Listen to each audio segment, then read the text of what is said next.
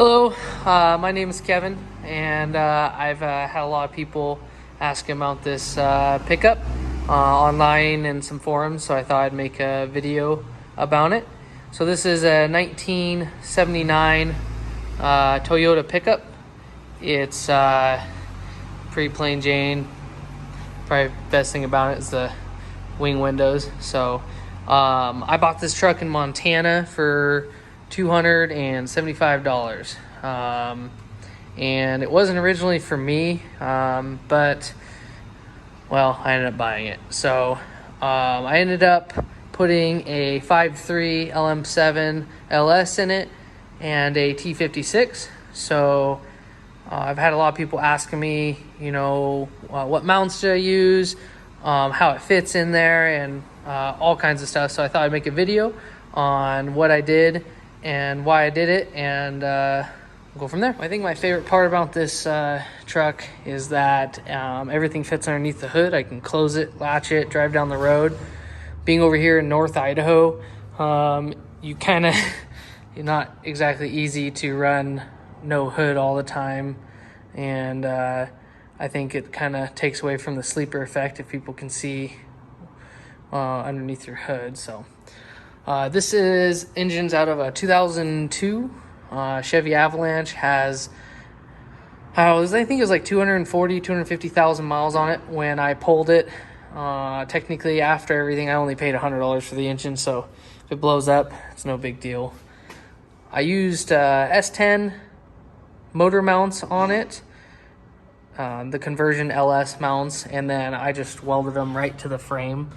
So super easy, and then you can slide the motor forwards or backwards depending on how you're going to sit it, what training you're going to run, etc.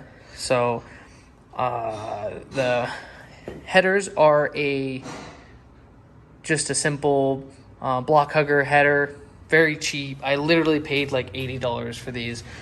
I didn't want to pay a bunch of money for headers that I wasn't going to use for very long, for future plans and whatnot. I did buy these guys right here to protect against the header, and they've done a really good job. I paid $20 for those on eBay. I tried to make this as much of a budget build as I absolutely could. There's some things you could not cheap on unless you want to have problems in the future, so I didn't do that. I am currently running a LS3 water pump and a LS1 harmonic balancer. Even then, the harmonic balancer was only $60 or $70 from O'Reilly's. Water pump wasn't too terribly expensive. I bought that online. I'm running just a typical LS style tensioner that usually, as you can see, is bolted over here, but I actually changed it and bolted it right here and right here, as you can see. The reason why I did that is because this bracket that I got to relocate the alternator down here, I wanted a belt tensioner, and I couldn't put it on this opposite side because it would hit right here. It looks like you have plenty of room, but you don't. So, and then even that didn't work, and because I have my coolant temp sensor right here, see if I can get a better view right here, that pigtail goes too, and so I had to get and make some brackets. See if I can get, I don't know if you can see them, but I had to get some brackets and bring the bottom of the radiator out so that way it would clear that sensor. So not really too big of a deal. Took me 15 minutes, 20 minutes to put that together. Tried a couple different belts. I haven't yet. I found a 5-rib belt. I just threw on a 4-rib. It's been fine, so I haven't messed with it. The radiator is a 3-core Accurate Integra radiator. It's very simple. The only change I did was I had a elbow welded on it, and then I had a 90-degree thermostat housing. That was pretty spendy. I mean, not terrible. It's $60, $70, something like that. I do have 2 cooling fans on the front. I obviously could not fit them in here without worrying about stuff moving around. So the radiator mounts were also a little less than ideal. They're not quite finished, but these are just some Honda radiator mounts that you can see. I notched this, went through here, and just temporarily This one was more permanent, except for it doesn't sit in there super well. And this one was just a self-tapper, just to make sure everything worked. Just ran overflow to a Mountain Dew bottle. Super simple. So this car currently has, or truck, I keep saying car, but has a T56. Chose the T56 because everyone does automatics. I don't care what everyone says. I just wanted a T56 6-speed so I could cruise on the freeway. So that's half the fun, in my opinion. So I actually didn't have to do too much as far as the firewall clearance.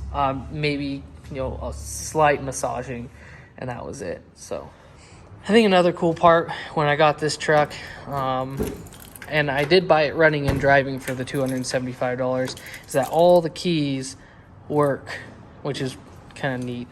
The wiring is still coming together on it, but I'll explain that in a second.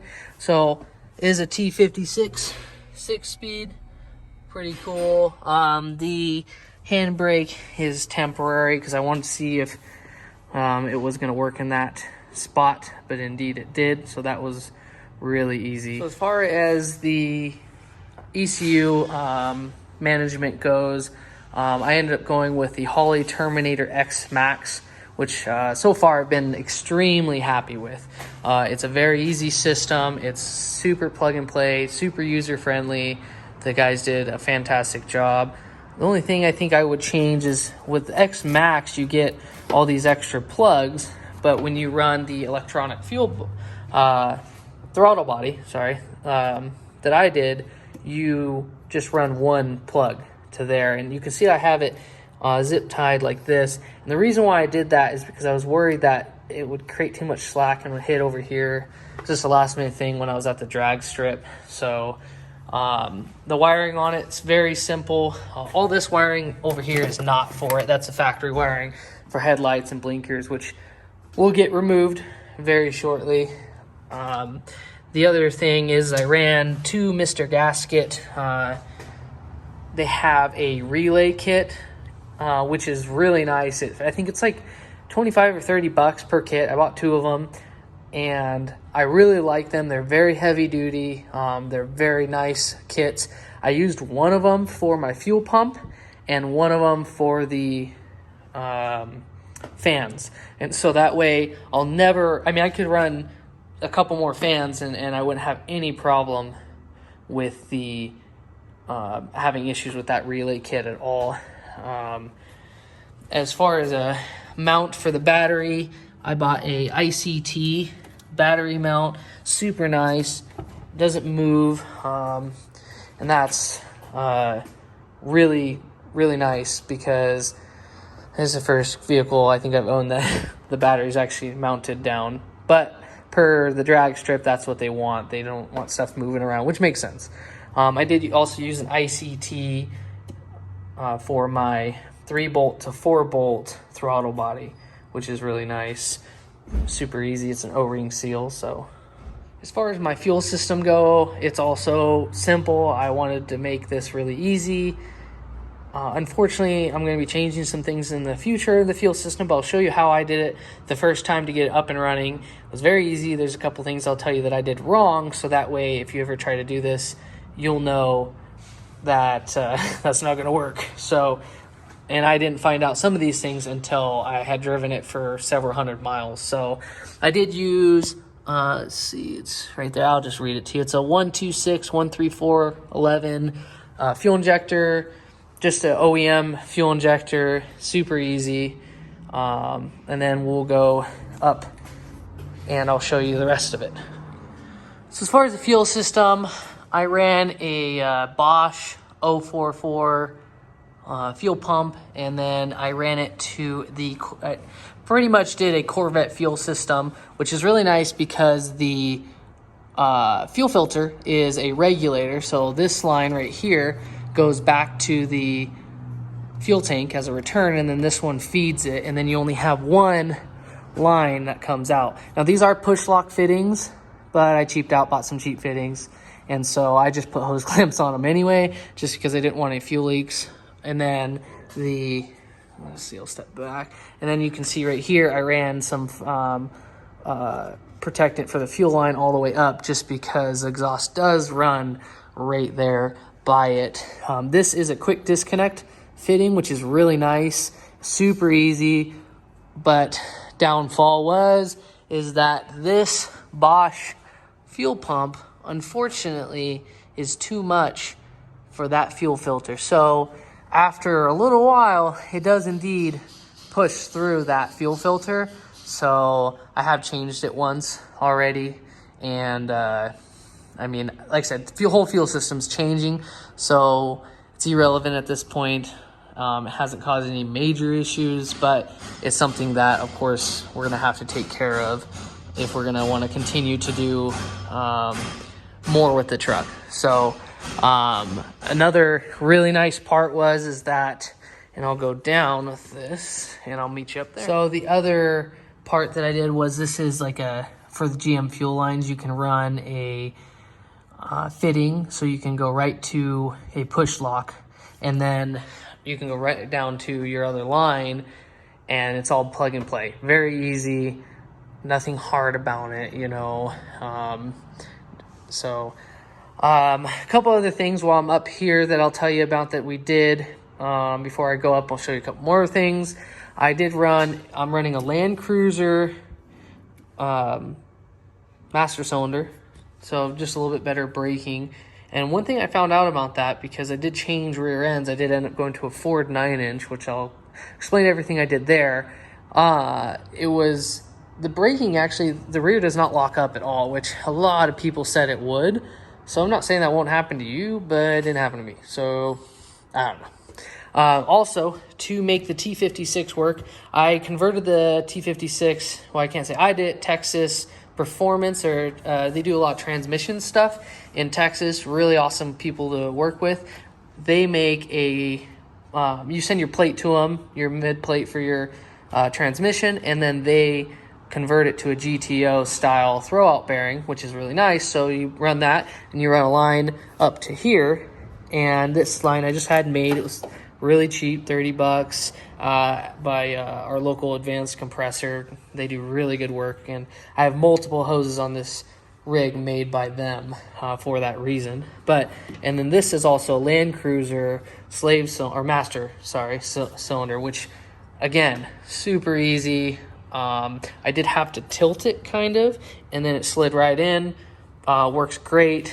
I can slam the gears, no problem. So far that has not been a problem at all. All right, we got her up in the air. So I want to talk about a couple other things that I did that were very simple, but that way you know about them. I had to change, of course, the oil pan. The factory one dips down too far right here, so it hits this. And I also had to modify this guy, so I cut it, added a piece of plate, and then just lowered it, which is awesome because it also protects the oil pan, so I don't have to worry about hitting anything, well, for the most part. But and you can see those motor mounts. I don't know. You can see, yeah, I mean, you get the idea. They're very easy. I got my cable running right here, starter, lots of clearance for all that stuff, which I was pretty surprised by. Now, as far as fitment for the T56, like I said, it did fit very well. No issues. That had the drive line made twice, unfortunately, because I was running the stock Toyota rear end. So I also did the oil filter relocation, which this was a kit that I think Jag sells. Very simple. I just added a couple studs, mounted it so it's super firm, doesn't go anywhere.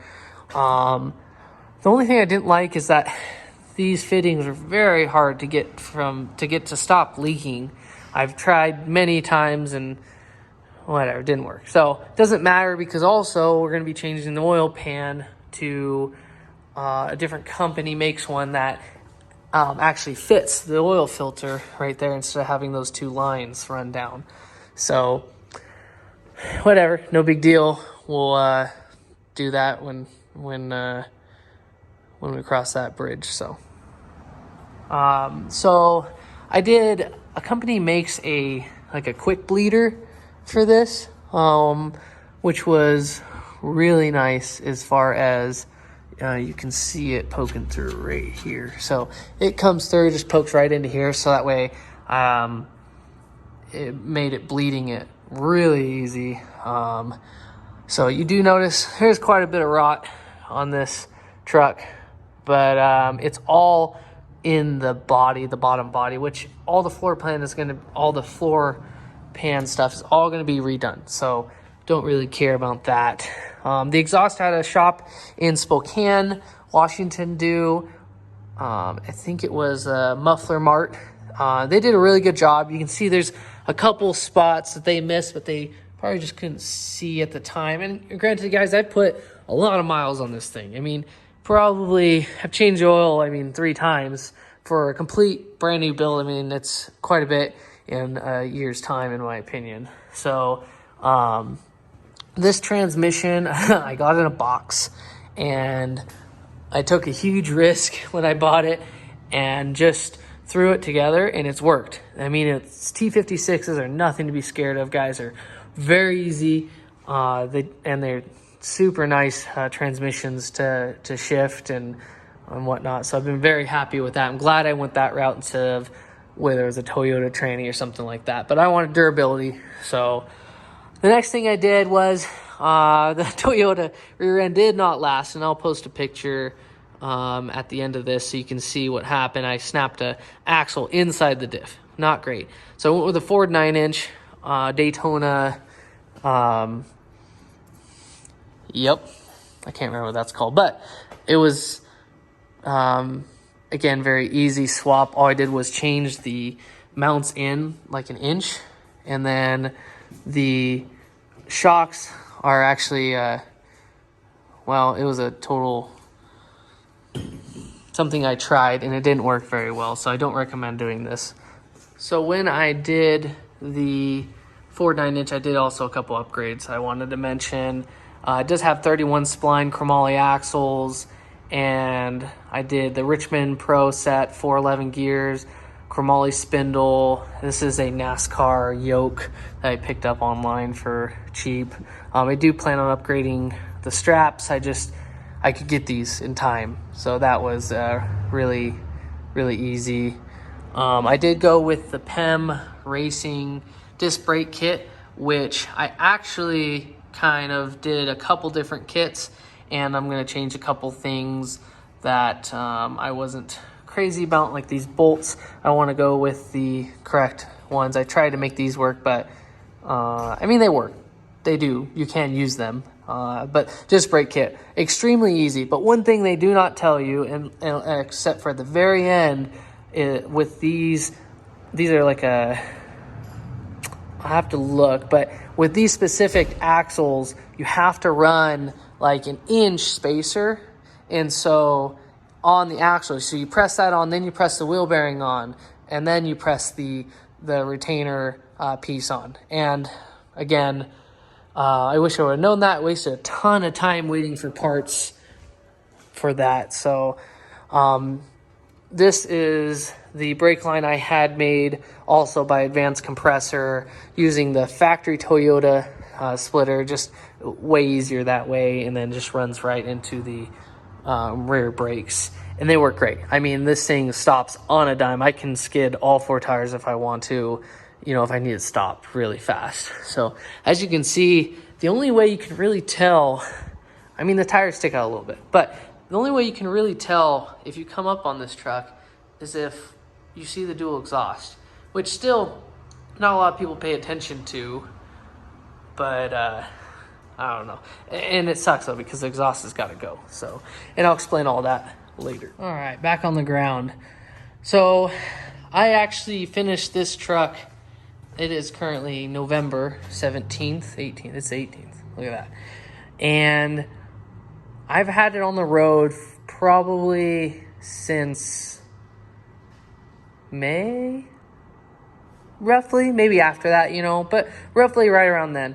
And so far, I have been very, very impressed with a lot of things. Holley being number one on that list. The Holley Terminator was excellent. And it always starts right up. Doesn't matter the weather. Nothing seems to affect it, which I get that's fuel injection. But there's a lot of other kits out there that are not nearly as good. And I'm glad that I was able to pick through and find one that worked for me.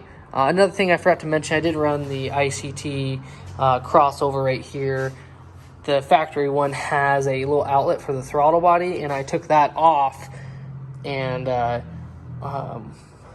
ran that instead. So anyway, if you guys have any questions about what I did, if I missed something that you really want to know about, let me know. I'll tell you everything I can about it. If there's any way I can help someone with their build, that's totally cool. Future plans for this rig are pretty all out, honestly. I didn't intend on going this far with this truck, but here we are.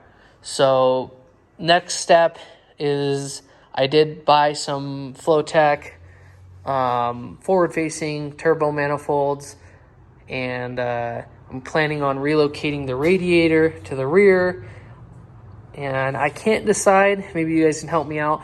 I want to run either a single turbo or twin turbo setup. I haven't quite decided how I want to do it. If it's going to stick out the hood or if they're going to sit maybe in the grill, that would look kind of neat to have either single or a big twin. But still, goal is, of course, to fit everything underneath the hood, keep it as sleeper as possible, and then we'll go from there. You know, obviously a cage, redo the floor in it because it's pretty rusty, and you know, try and make it as much of a race truck as I possibly can. But I still want to drive it on the street. That's half the fun. So these are the tires I ran at the drag strip. I ran a 13.3 with this setup, and granted you, the engine is completely stock. There's not a single thing done to it. I mean, exhaust, if you want to call that performance, but I didn't do anything. The Holley setup, and that's it. And then we'll do a startup video so I can show you guys how it starts up, how it runs in a walk around, and then we'll go from there. So as you can see, getting into this rig, well, the interior was not super important to me. So, yeah. All right, so super simple. I just did some double-sided sticky tape temporarily for that right there, and it worked. And it hasn't come off. I've launched this thing very, very hard on the slicks and with no issues whatsoever. So, key in the ignition. I did wire it so that way everything goes off the ignition. You can hear the fuel pump, I'm sure. And push in the clutch. Make sure it's in neutral and then fire it up. So, runs extremely well. My battery volts, my alternator's on its way out, but another day. So I did keep my factory fuel gauge, and I'll show you what I did for that after we walk around the rig. So you see it fires right up. Super quiet.